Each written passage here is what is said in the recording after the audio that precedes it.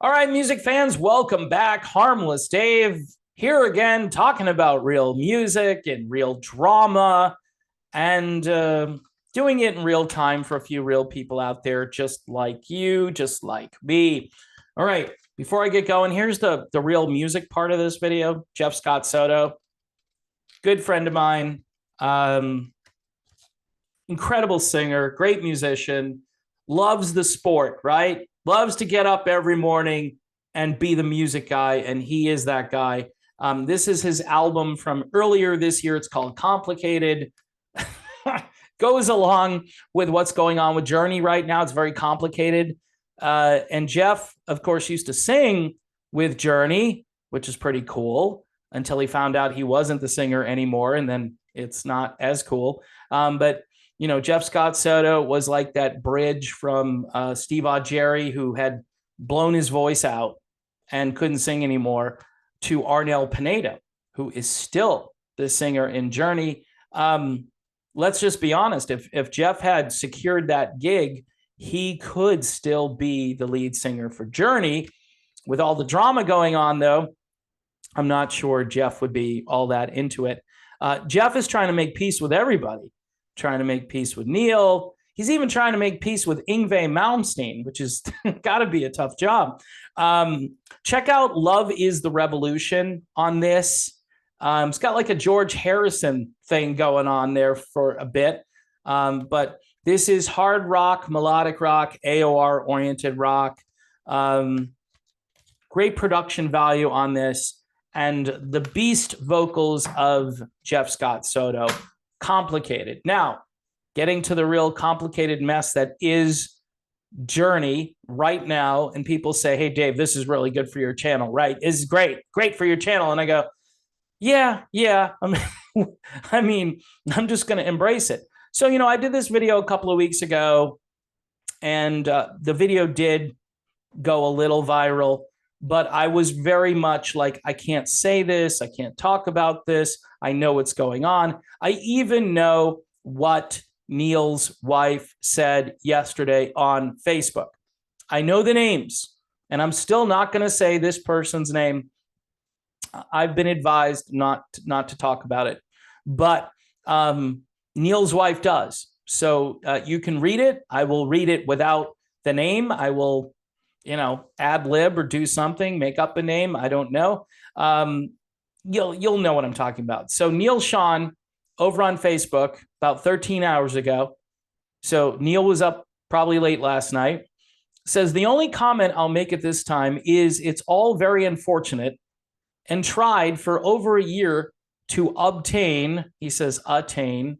I'm doing a little editing for Neil. I could be Neil's, what is that? Like a publicist or something? I could be Neil Shawn's publicist. I could do it. I could correct the grammatical issues and the spelling and so forth. And I think people would appreciate that, Neil. So, maybe let me have the American Express card for a while and we'll just call it even. Anyway, all very unfortunate, and tried for over a year to obtain all our corporate records for Namota, with many personal emails to John, as well as many legal letter. I think he meant to say legal letters, stating it's my legal right to see all, comma, but I was left with no choice but to take it legal. So Neil Shawn uses the word legal 3 times in one sentence: legal letter, legal right, and to take it legal. I don't know, just a lot of legal there. He goes, there's so much more. Since I filed, I'll be following my attorney's advice and not speak until we are in court, where I'll not have a problem at all, meaning that he won't have a problem with speaking out. He says it is what it is, NS. Now, here's where it gets even more interesting. His wife, Neil's wife, is talking about John's wife. Okay, so that's about as close as I'm going to go here with any of this. Thankful for American Express and the bank for telling Neil Shawn the truth about Jonathan Kane and his wife. Going behind Neil's back, adding his wife to journey corporate banking in 2020 is unethical and unlawful to Neil. He said never do it. They did it anyway. Good for the honest bank rep. Thankful. And then there's a heart emoji, a prayer emoji, and a cross emoji. Hashtag thankful. Hashtag faith. Hashtag faith. Faith in what? Faith in good banking? Faith in good bank representatives? Thank you, bank representative. You've given me salvation. Let me send you a cross emoji, right? All right. Speaking of the religious stuff, I have defended John and his wife on several occasions where I thought that the criticism of those two people was out of proportion. In fact, a couple of weeks ago, I did this video about Jonathan Kane and his view of Christmas versus Steve Perry and his view of Christmas, the way they do music for Christmas. And I basically made the assertion that Jonathan Kane, talking about what happened in Bethlehem, I think he said it was a game changer what happened in the desert at Bethlehem. Hashtag something, I forget. But Steve Perry wants you to have that warm, fuzzy, nostalgic, hot cocoa Christmas feeling all year long, which I don't think is possible. I think you need something more than just nostalgia and great childhood memories. Those things are all fantastic. And I'm not saying I dislike any of that stuff. I remember being 4 years old and what my Christmas was like at 4, to some degree. I remember it. So those things are really important. Those memories are really important. But I was defending the fact that Jonathan Kane seems to have a real faith. I hope it's a real faith. Some on certain platforms would question some of the theology that John has embraced based on his relationship with a pastor who he essentially works for at a church. And that, in this case, would be his wife. Now, I have defended it all over the place. And I don't think it's a bad thing to have faith in God. I do think you need to analyze what the faith is in that particular church, what they believe, how they practice. Do they take the Bible seriously? Do they take it literally? Or do they use it kind of like as a prop here and there? Because there are certain things the Bible says about who can be in leadership positions. I'll just leave it right there. All right, I'm done with the theological discussion. I'm just saying I have defended when people have said, I don't like these two people. And I go, okay, I understand that, but here's what's good. Here's what's good.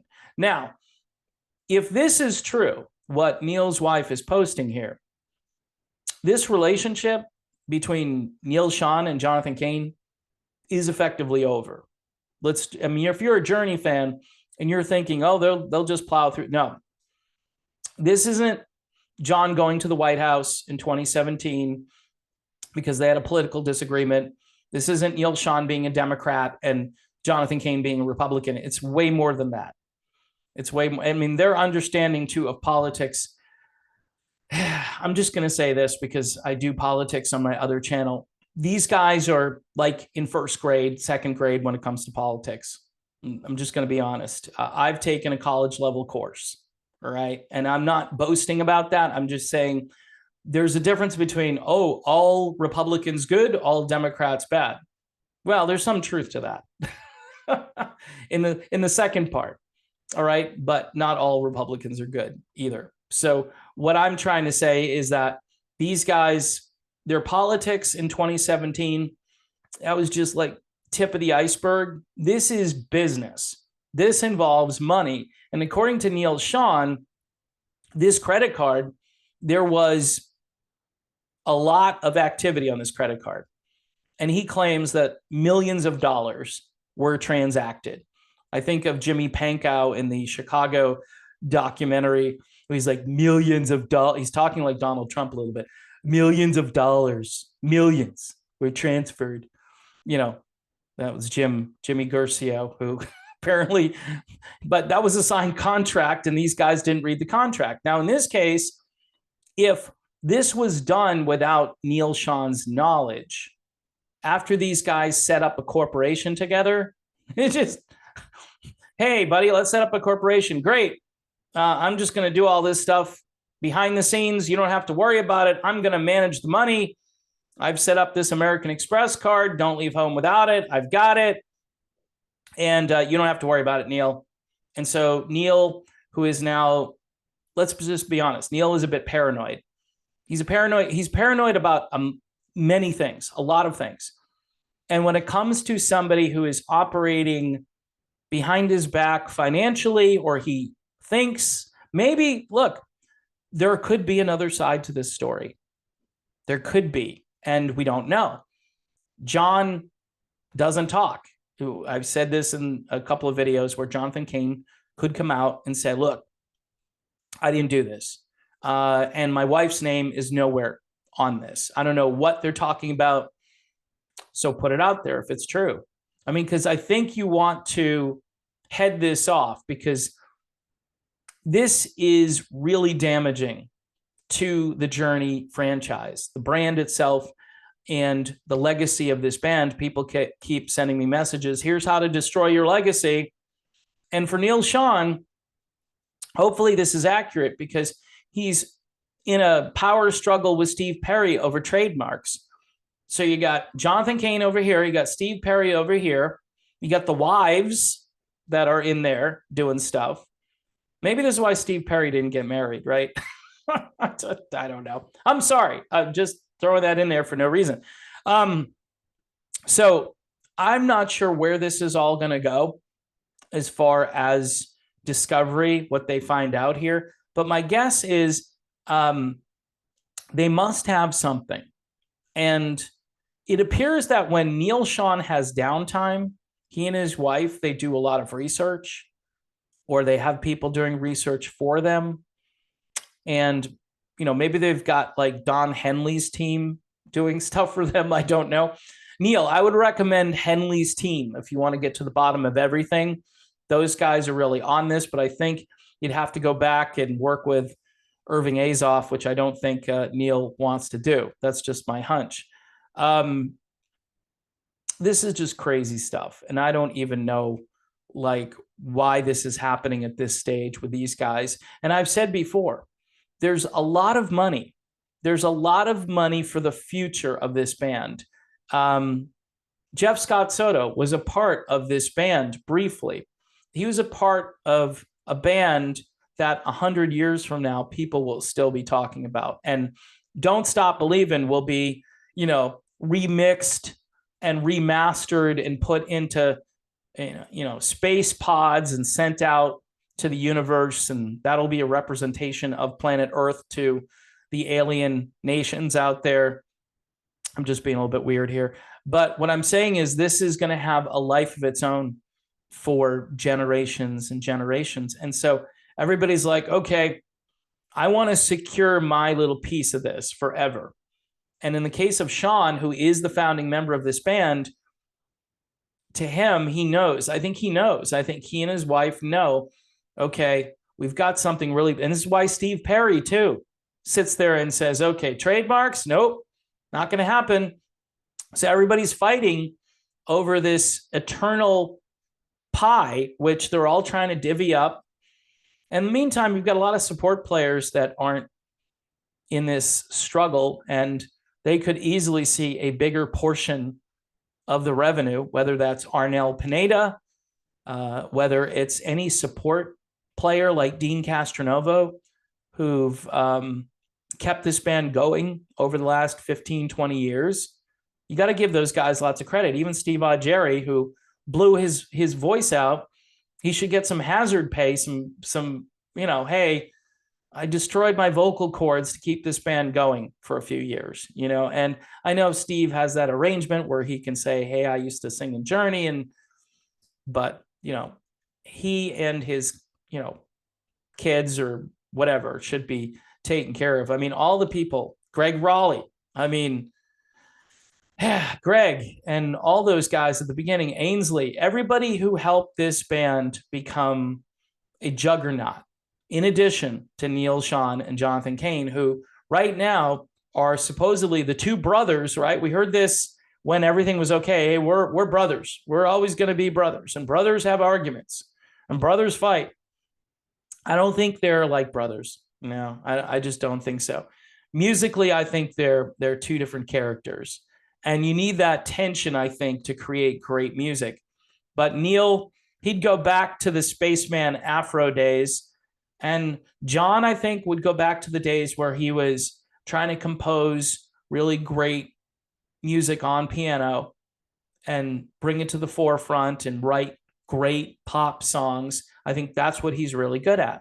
Go back to the Babies, go back to his brief solo career prior to that. I mean, there's a clip of him, I think, on American Bandstand. I want to say like 1976, Jonathan Kane. It's actually really cool. But that's where John comes from. And Neil comes from, hey, Eric Clapton, Miles Davis, Jack Bruce, that's Neil Shawn. Neil Shawn's this hardcore, much more progressive sounding musician. And he likes that kind of music more than, say, a guy like Jonathan Kane or Steve Perry. But you need that tension, I think, to make a great rock band. And that's what happened with Journey. These guys are all pulling and pushing in different directions. When You Love a Woman proved that everybody could bring their strength to the table and create an amazing song. Nominated for a Grammy, probably should have won. 1996, it's not going to win because at that point, the Grammys weren't about dinosaur bands. They were probably giving out Grammys to like Hootie and the Blowfish or something like that. I don't even know. But where does this go from here? Well, I don't know. I don't know how much more is going to come out. I don't know if there's that much more that's interesting. Yes, I knew about a certain name that I didn't mention here. I knew about that. And when someone told me that, I was like, no, this can't be. This is just too in your face. Like, we're just going to take this and you're not going to know about it. Now, again, this goes back to 2017 to me, because when they all tried to do that coup attempt and Neil Shawn, everybody thought he was just crazy and paranoid. And yes, he may have been both crazy and paranoid, but he also may have been correct that, including Steve Perry, they were all trying to wrestle control of just take the whole thing away from Neil Shawn. And it would be Journey without Neil Shawn. I think I did videos about what guitar player, I was talking like Josh Ramos, like what guitar player could be Neil Shawn if they wanted to find a replacement. I mean, I don't know how you can't really replace Neil Shawn, but I'm pretty sure that's what they were trying to do. And it looks more and more like they were semi-serious. Like, okay, we'll try this. It might not work, but we'll try it anyway. And that's exactly what they did. Neil was going off doing Journey Through Time. And Neil, I think, thought, okay, I'll go off with Dean, who's a great singer. People will forget about other singers because they'll think about Dean, because Dean is so good and he sings everything in the original key. And I'm working with Greg again, and there's unfinished business with Greg Raleigh. Greg Raleigh left Journey when they were becoming this super band, and he left right at the moment where they were about to go viral, to use today's language back then. But they may not have gone viral without Jonathan Kane. So again, we don't know. The future, you can't predict. I mean, another album that did okay might not have kept that band going. I think it would have. I think the creative tension between Perry and Greg Raleigh was an awesome thing. Whereas there wasn't as much creative tension between Perry and Kane because I think they agreed on pretty much everything. So you bring Raleigh in and Raleigh says, no, this sounds cheesy. Let's make this a little beefier. Let's make this a little more progressive. And they don't chart as well, but they make some really great music. And I think that's what Neil would have preferred. He would have preferred that. He would have, held on to Perry, but Perry wanted to turn Journey into an R&B band a little bit, and Kane was okay with it. Kane would do whatever they wanted, but I think Kane added his orchestral influences, the classical influences, pop influences, and that aligned more with Steve Perry than anyone else. So Neil has kind of been on his own for a very long time musically when you think of it. I think inside Neil's like, you know what? I just want to rock out, and I don't want to like have to write something. Like here you can see that this isn't his strong suit to write a post about what's going on. I'm not saying that he doesn't kind of thrive on this drama to some extent, because he might be going to that school of thought right now because of his wife that says we can generate a lot of good publicity for ourselves, and we can put out the truth, and people are going to gravitate toward us. So at the end of this, when we get it back, or we wrestle control away from everybody and we rebuild even more, then people will say, yeah, Neil Shawn, at least he saved the band. You can't have somebody adding someone else's name. Again, this is what is being said. It's what's being alleged here. I'd like to hear from the other side. I'd like to hear from John Kane. I don't think I'm going to hear from John Kane. It would be like earth-shattering if Jonathan Kane responds to this, because this is pretty heavy-duty stuff. So you could talk about this for an hour. There's so many angles. The journey through time angle, what happened in 2017, the fact that there was a coup and it looks like the coup was unsuccessful, but in a way, there was kind of another coup that happened, like a silent coup that happened where, okay, yeah, we'll work together, buddy. Sure, we'll set up this new Nemota thing, you and I, but I'm still going to be the guy who controls the purse. I'm going to be the guy who knows where the money's going, and you're not going to know, because it's not something that you've ever done in Journey. There are a lot of guys, like the entire band Chicago did not know what was going on with their money.